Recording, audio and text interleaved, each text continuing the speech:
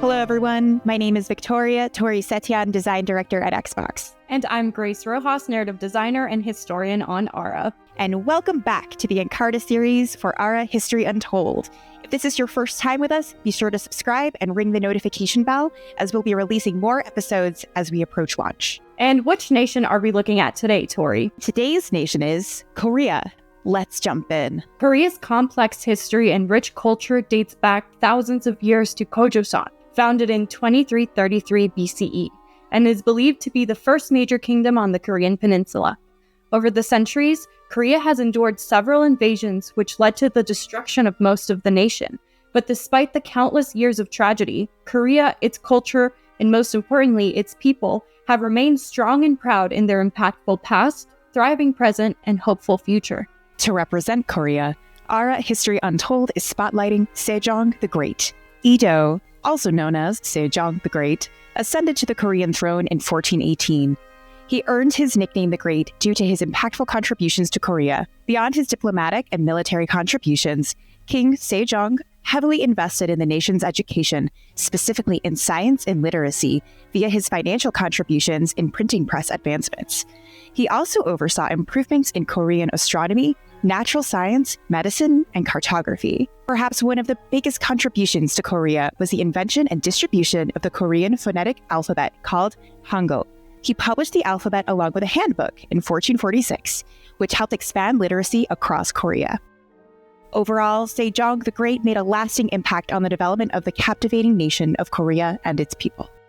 Sejong's leader feature, Hangul, has two powerful buffs for players to take advantage of. The first grants all cities in his nation a significant, though temporary, boost to knowledge and happiness for 10 turns after a masterpiece is created. Masterpieces are a great way to earn prestige on their own, but this bonus means that Sejong's cities will be more productive and generate more research in addition to those prestige gains. The second provides weaver improvements with a passive boost to city knowledge once paper is unlocked. So what do these buffs mean for playing as Sejong?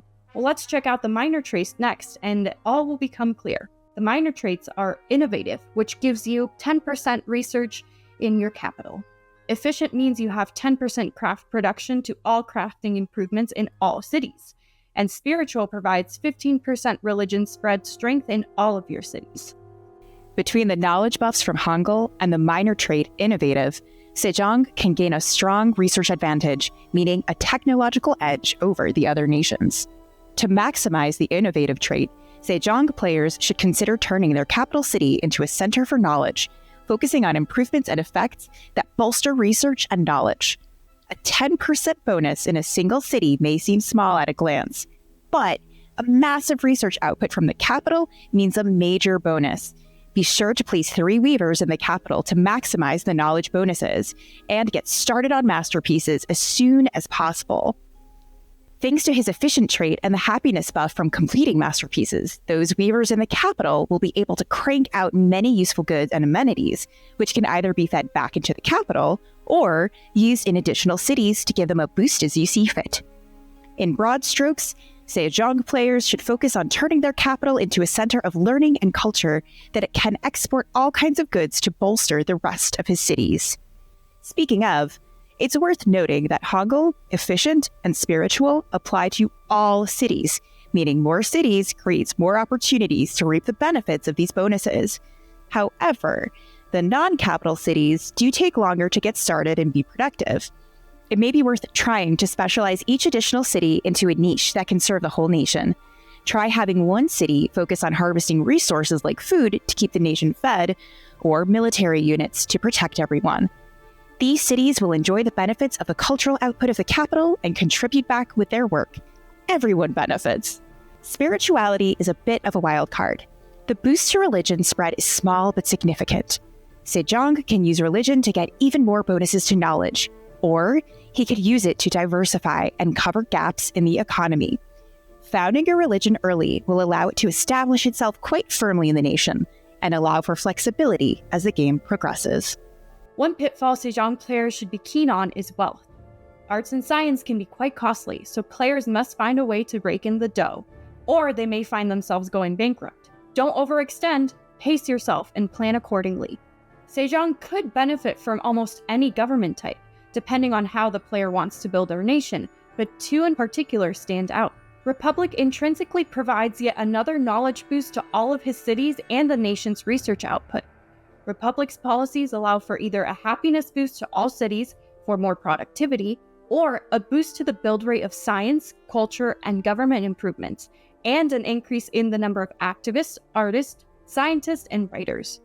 A good play with Republic would be to choose the policy-boosting Paragon spawns until you've built out a strong collection of Paragons that can create masterpieces. Later, when you're ready to start building more cities, switch to the policy that will let you build new improvements for those cities faster. Finally, in the late game, once everyone's established, switch to that happiness-boosting policy. Monarchy is the other standout pick. On its own, your capital will receive a boost to security and prosperity, helping to keep your capital safe and economically viable. Which policy you pick depends on your game needs.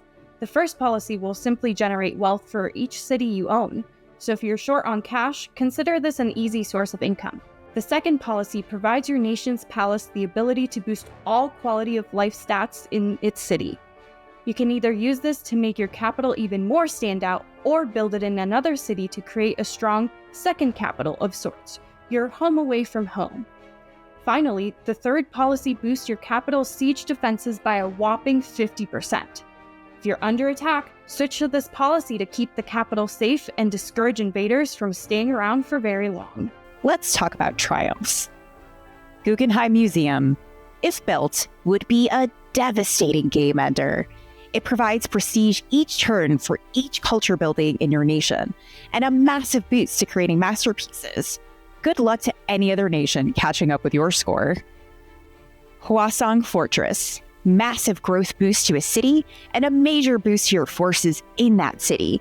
Either make your capital even stronger and impenetrable, or use it to establish a second glorious city.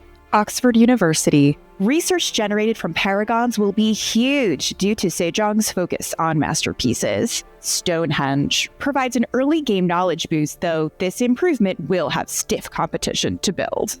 Library of Celsus boosts city knowledge and increases chances to earn bonus Paragons. Lotus Temple, an excellent finisher if you decide to lean into religion.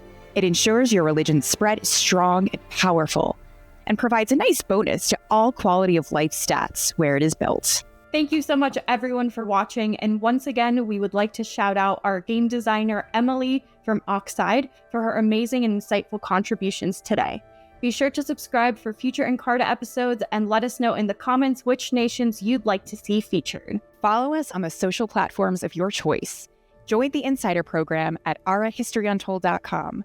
Wishlist Ara History Untold on Steam, and we'll see you next time. Bye!